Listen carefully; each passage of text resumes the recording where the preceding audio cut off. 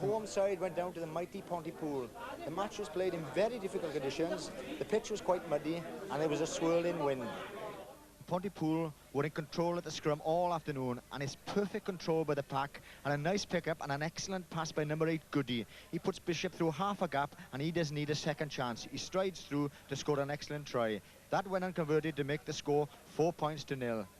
Again, we see the pull-up power in the scrum. They put Pontarddulais under tremendous pressure, and scrum half Alexander for Pontarddulais fatally fails to find touch. It's well gathered by Paul Rees at full-back, and he runs back at them and links up with Mark Ring. A lovely run by the fly half, and although he's tackled, good support by the back row of Pontypool keeps the ball moving, and winger Steve Watkins takes the pass to go over in the corner. Again, that was unconverted. That made the score 8 points to 0. The Pontypool forwards were well on top in the first half, driving at mauls and rucks, and Huish, this dynamic flanker, was involved in the next score. He drives in, second in the defence, and lays back perfect ball. And Mark Ring drops the goal to make it 11 points to 0, and that was the score at half-time. And in the second half, Mark Ring dropped a second goal to increase the Pontypool lead.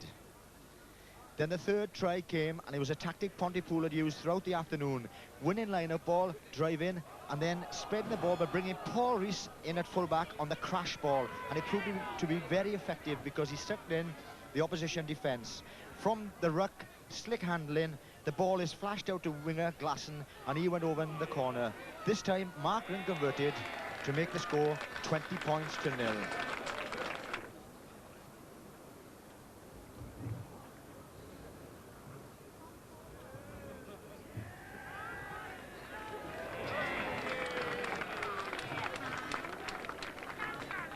And as we've said so often, it is the Pontypool dominance in the scrum that was to prove vital.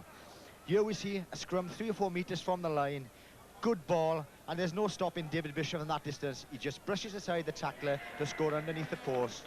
Ring easily converts to make the score 26 points to 0.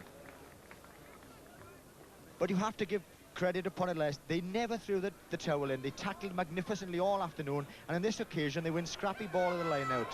But it's well cleaned up by Alexander, who sets off on a sniping run. Good support from his back row, always keeping the ball alive. But it's a switch and a lovely run by Elaine Jones at outside half. He's down there, taking the men on, and when the ball comes back in the middle of the field, who's there but the giant prop, Hugh Roberts? He gets his pass away, and it's only good defence that keeps him out in the corner.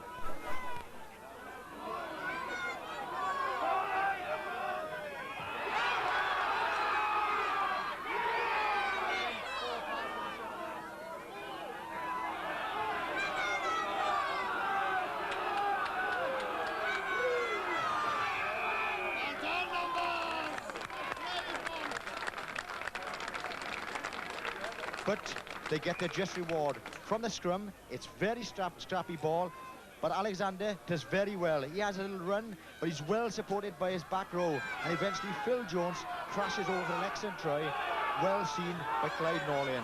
That went unconverted to make the score 26-4.